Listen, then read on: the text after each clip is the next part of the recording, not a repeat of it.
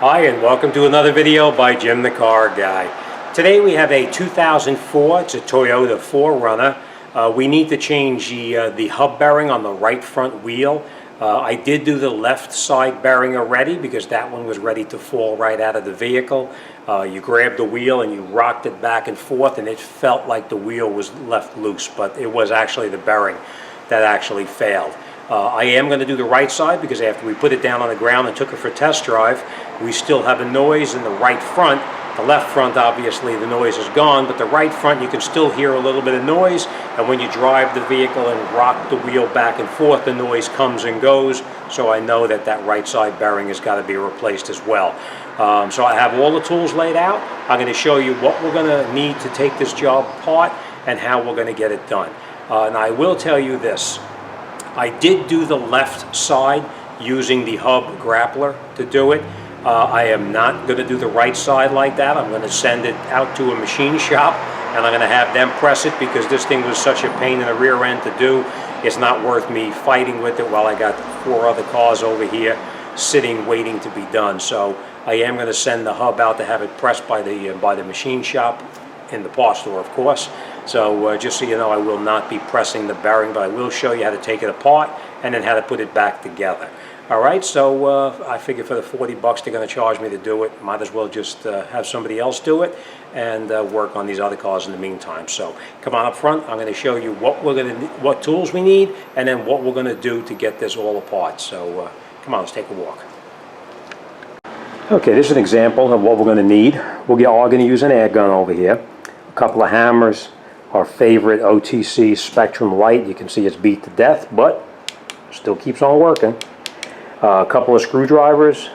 This, I believe, is a 3/4 wrench because it fits better than the 19 millimeter. So it's the wrench here, an assortment of sockets, a ratchet, fairly long ratchet with our, I think that's a 12 millimeter socket on there, a couple of pairs of pliers, some penetrating oil, and a torque wrench to torque the hub nut back on as well. All right, so what we're going to do, first thing we're going to do is we're going to take off this caliper. We're going to disconnect the line right here, this 12 millimeter. We're going to take this off. We're going to relocate it up out of the way. We're going to pop this cap off here with my old crappy screwdrivers. We're going to pop this cap off. We're going to take out a cotter pin there. And we're going to air gun off that nut right there. We're going to disconnect this stabilizer link from here. We're going to disconnect the ball joint as well from here. We're going to disconnect the tie rod end from there, and then we're going to unbolt down here the ball joint down on the bottom right here. All right, so all right, let's get set up and let's get started. Okay, so the first thing we're going to do is we're going to take this caliper and we're going to relocate it off to the side. So we're going to take out those bolts in the back. I believe they're 17 millimeter.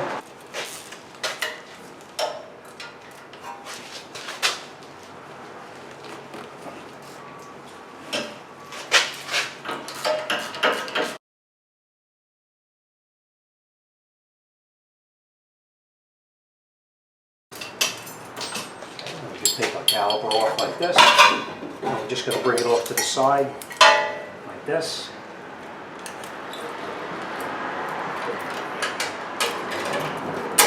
We're just going to hang it off to the side like that for now. Take our rotor off.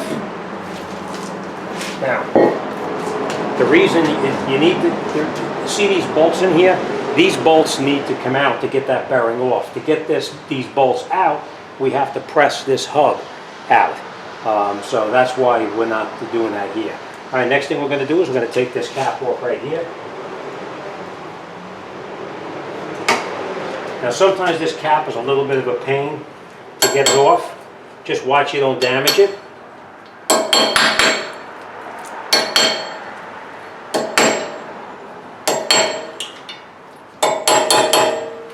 I usually get in there with a chisel like this, push it out a little bit, and then just get in there with a big screwdriver like this and turn it, and it comes right out. Now we'll take that cotter pin out there.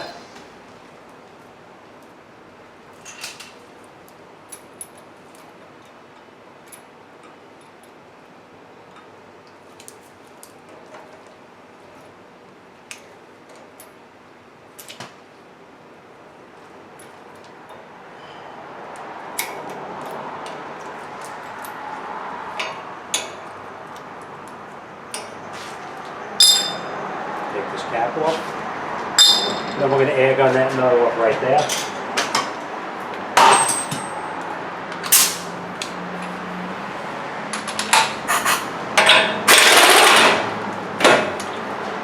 The reason I pushed it in is to make sure that the axle was free, and it is. So nice and loose.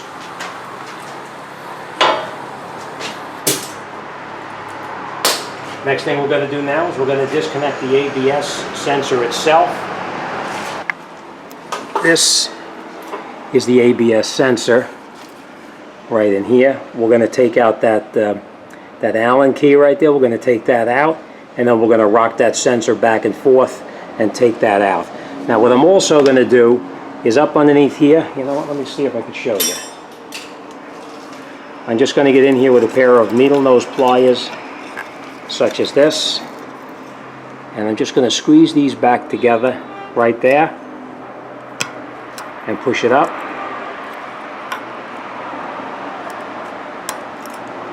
Like that. And I'm going to do the same thing over here.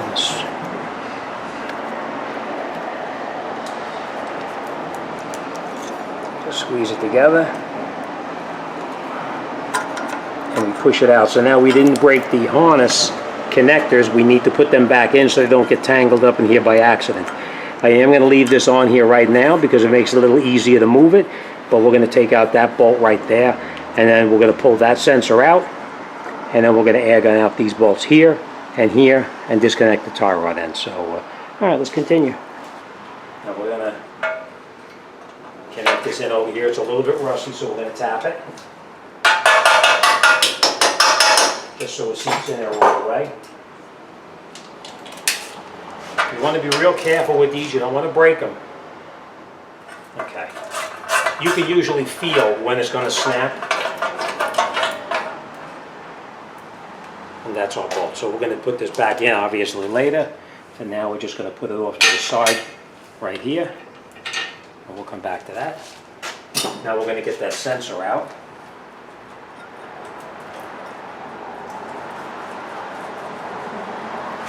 On something like this, that penetrating oil comes in very handy.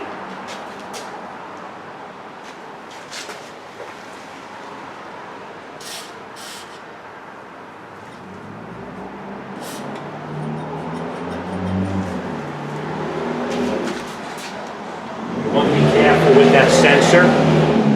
You don't want to force it and break it, so you just keep on working it back and forth and keep slight pressure on it.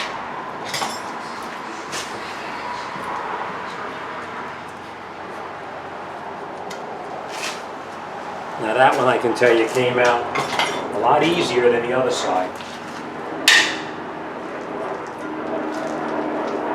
Alright, so we're just going to take this sensor now and we're just going to relocate it up and out of the way like that. Next thing we're going to do is we're going to take out this bolt right here. Now in here is an Allen key goes in there, except it's really badly rusted. So chances are we're not going to be able to get that out with the Allen key. We're just going to use vice grips on this side over here to hold this because this is a totally round piece over here, and like I said, that's so rusted inside there I couldn't do it on the other side, and it won't happen on this side either.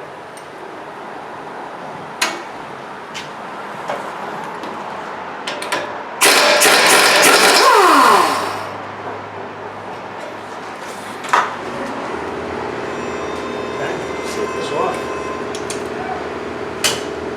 Take that out like that.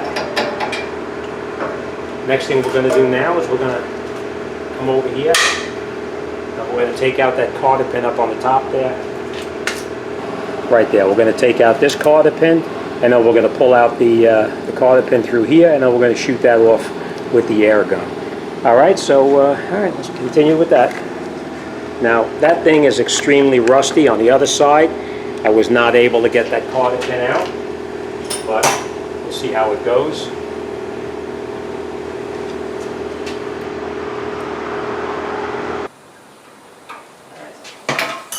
That ain't coming out. I'm just going to shoot it out.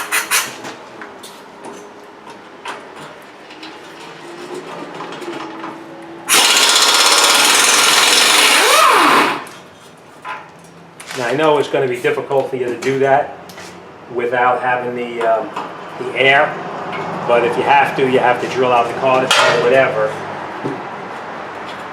I just knocked it out with this, and now I'm going to take a center punch and pop that out of it. Now you can change the tie rod end if you had to.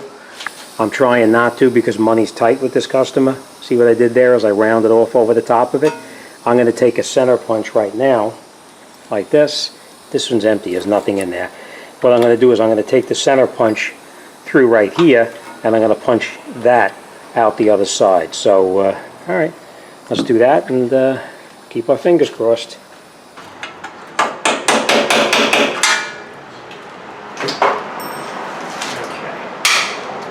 Now that looks like it was easy, and it was, but the other side was really a pain in the rear end. See what I did? I went in there and I hammered that cotter pin through there, and it came out slightly on the other end over here. And then what you do, you just get on it with a pair of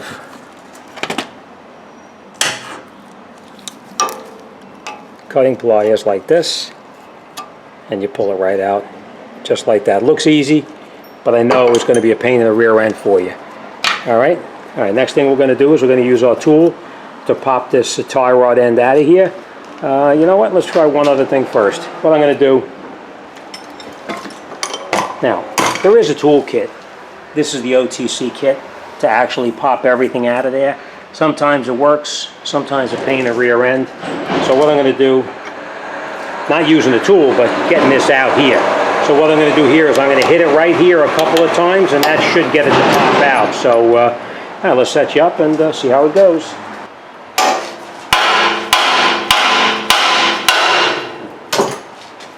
Okay.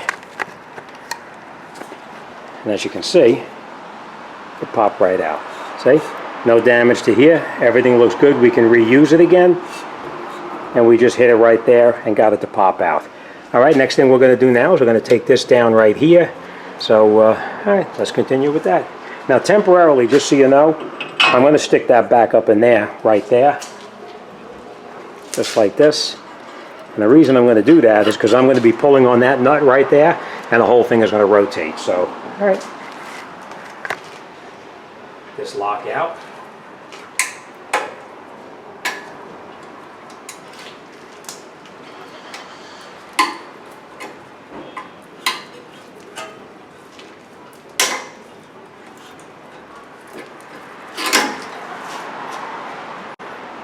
You're right, we're not using that over again. We're going to put the new cotter pin in there. Now let's take this and loosen that up.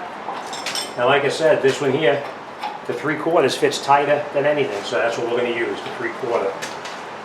Very tight, so we're just going to put a second wrench over the top like this so we can increase the leverage.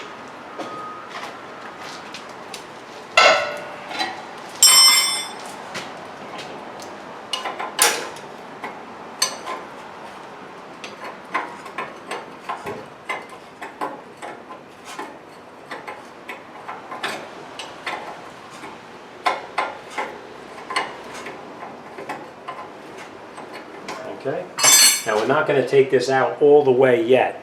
We're going to hit right here with the hammer too and try to get it to pop out. If not, we'll use the ball joint tool.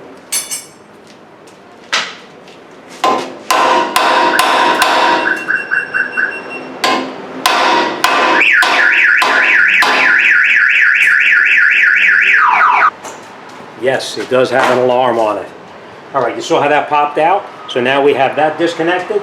We have the axle shaft loose. We're going to shoot out the two bolts on the bottom.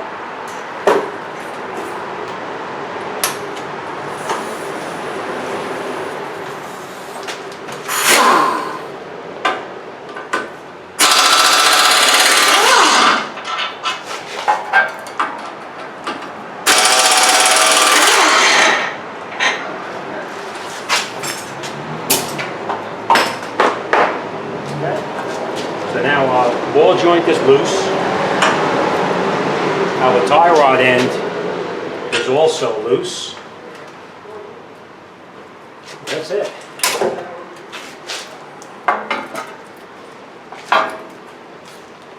We're just going to tap it lightly to get it to move.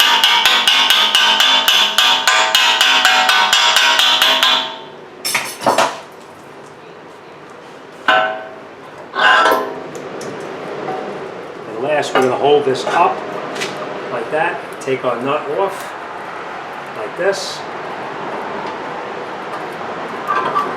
And that's it. Our hub is off. Now let me explain to you what's going on here.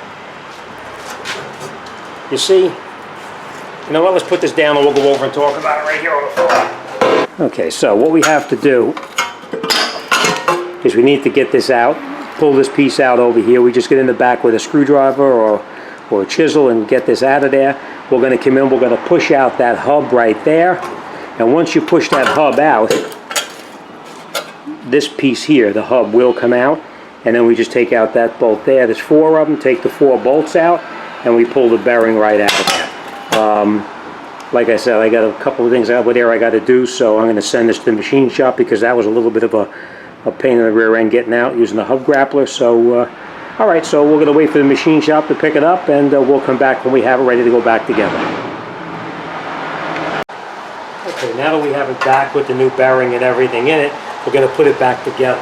First thing we want to do is get the top hung up there first, and we're going to catch it with the nut. We're not going to tighten it up.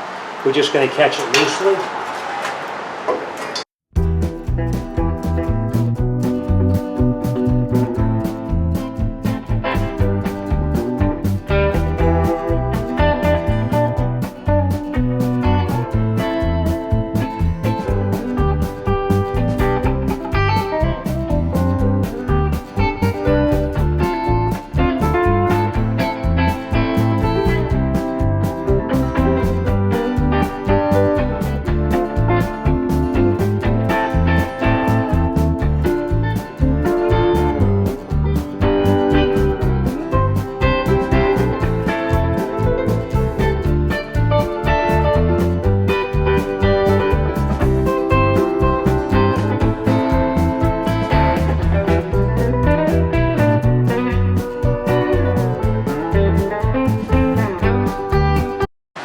Okay, that's it. You're all set. We made sure everything was on properly. We're going to put the wheel back on now. Now make sure that your backing plate is not touching, because otherwise you're going to have that wheel spinning and it's going to wind up touching and you're going to wind up having a noise coming out of the wheel. We bent that back out of the way so we know that's not going to happen. We're going to throw the wheel on, take it for a test drive. Now, pump that brake pedal up, because sometimes the brake pedal itself is a little bit low because that piston was pushed back in on the caliper. And that's it. You're all set. All right, as always, thanks for watching. See you on the next one.